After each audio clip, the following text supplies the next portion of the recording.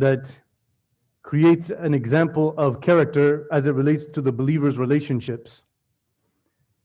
And we are in grave need of such character refinement, all of us. And so the first point that I want to talk about is the story of Al-Waleed ibn Uqbah ibn Abi Mu'ayt. He was a companion of the Prophet ﷺ, and he had migrated to Medina, and he was a good man. The Prophet ﷺ had asked him to go get some of the zakat rendering from Bani Mustalaq, a tribe outside of Medina. He was happy to do it, but he does have an unfortunate bad history. There was some in Jahiliyyah. He and them, their leadership, had some problems. So, but he doesn't want to question the Prophet ﷺ, and he's happy to be someone who the Prophet ﷺ appointed him to do this, which means, of course, he would not be some bad person. So he goes, and when he goes, he's walking up, and he sees men walking forward, all with their swords and everything. He, what we would say in modern terms, freaks out, and he just runs back. And then the devil whispered to him that, what are you going to do? You did not bring the zakat. And he's convinced that they're going to kill him. And so he goes to the Prophet ﷺ.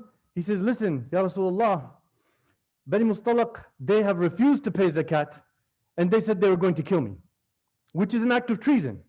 This is not the brother said at the dinner the other day visiting. This is serious stuff. So there's various narrations on the story. Some have the Prophet ﷺ actually forming an army. Some of them have him questioning how could that be, and some having him send Khalid ibn Walid with just a few to have a discussion about what took place. Either way, in the end of all the stories, the same thing happened. They said, what are you talking about? We did not try to kill him. We didn't even, we were, and then they asked, you were wearing, so and he asked them, were you wearing your, says, yeah, we were wearing our weapons because we have a lot of wealth with us. And I know that's not our general standard. So this ayah, according to many of the scholars of tafsir, is we call sabab al-nuzul, in ja'akum fasiqun binaba'in fatabayyanu. So some people take that, the literal meaning of the ayah is, O you who believe, if a rebellious fasiq, which is in a theological term, as it relates to kufr and shaitan, it's like major sinner who doesn't care that he's sinning. That's what it means. But also fasiq can mean one that could deviate from the normal path. This is linguistics. This is Quran and Arabiya, right? So we have to understand the Quran in the proper context. And we've all seen it. That Allah knows, subhanallah, ghafarallahu li wa lakum jami'a, that I have probably passed on information I should have not passed it on. And so the end of the ayah says, فَتَبَيَّنُوا.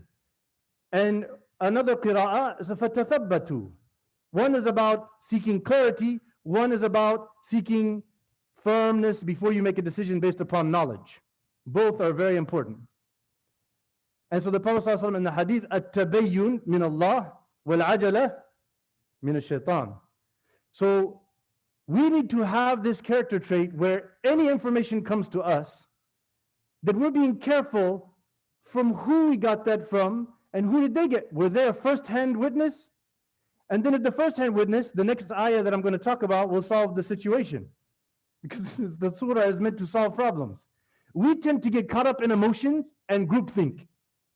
Emotions like how that makes me feel. But we have to be logical. We have to be rational. And we think groupthink, my group and them, and those are that group, and he's not from us, and so then she said, and all of that. The Prophet ﷺ, rumors are haram in Islam. The Prophet ﷺ prohibited it. Do not say so-and-so said and this and that.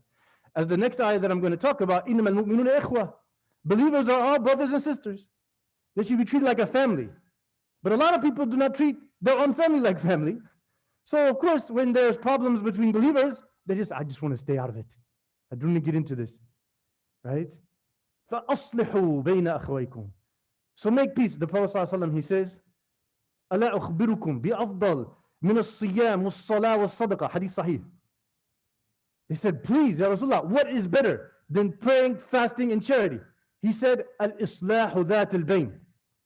to repair and mend relationships between people who are in conflict. And he said, وَفَسَادْ ذَاتُ الْبَيْنِ هِيَ الْحَالِقَةِ لَا أَقُلْ تَحْلِقَ الرَّأْسِ تَحْلِقَ الدِّينِ. He said, the corruption between people and leaving them that way, allowing the bad vibes to fester between people, it will ruin our religion. So somebody might say, what does it mean, ruin the religion? The individual person, if they stay away from them, they may go on and be a good person and everything else about their religion is good. They just decide to split from that person. It's talking in the context of the jama'ah. That's the whole point. If everybody's comfortable with getting in conflicts and not doing anything about it, where will we be as an ummah? We're exactly where we're at.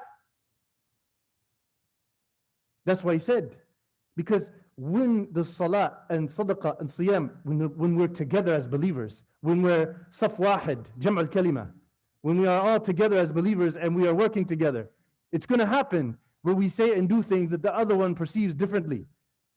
So how do you do islah? You go talk to this person, that person, fulan wa allan. You guys know fulan wa allan?